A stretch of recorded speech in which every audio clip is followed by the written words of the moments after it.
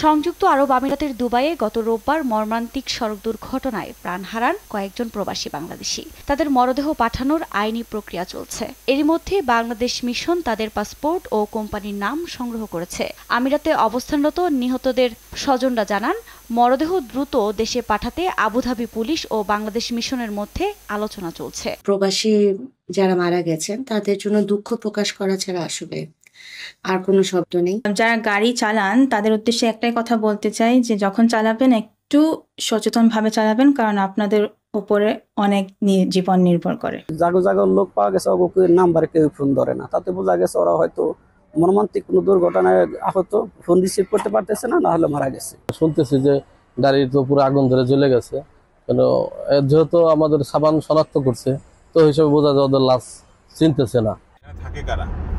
এদিকে মর্মান্তিক এই দুর্ঘটনায় স্থানীয় বাংলাদেশ কমিউনিটিতে নেমে এসেছে শোকের ছায়া। গত কয়েক বছরের সড়ক দুর্ঘটনায় একই সঙ্গে এত বাংলাদেশির মৃত্যু হয়নি বলে জানিয়েছেন কমিউনিটির নেতারা। যারা বাংলাদেশ থেকে এখানে আসেন তাদের পড়াশোনার পাশাপাশি কিছু ট্রেনিং এর ব্যবস্থা যদি বাংলাদেশ সরকার করেন, আমি মনে করি সেটা যার যার পেশাগত ক্ষেত্রে সেফটি। আমরা যদি এভাবে অ্যাক্সিডেন্টের শিকার হই তাহলে কিন্তু আমাদের পারিবারিকভাবে আমরা বিশাল একটা ক্ষতিগ্রস্ত হই, কারণ আমরা যারা এখানে রেভিনিউ যোদ্ধা তাদের রেভিনিউসের কারণে বাংলাদেশের পরিবার যিনি তা নির্ভরশীল।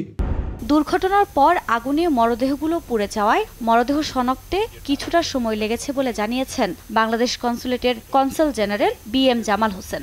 এই ঘটনায় আমরা গভীরভাবে শোকাহত, আমি ব্যক্তিগতভাবে এবং বাংলাদেশ কনসুলেট জেনারেল দুবাইয়ের পক্ষ থেকে গভীর শোক প্রকাশ করছি। সংযুক্ত আরব আমিরাতে 12 লাখ বাংলাদেশি রয়েছেন, এর মধ্যে রয়েছেন কয়েক লাখ শ্রমিক। নিউজ ডেস্ক, দেশ টিভি।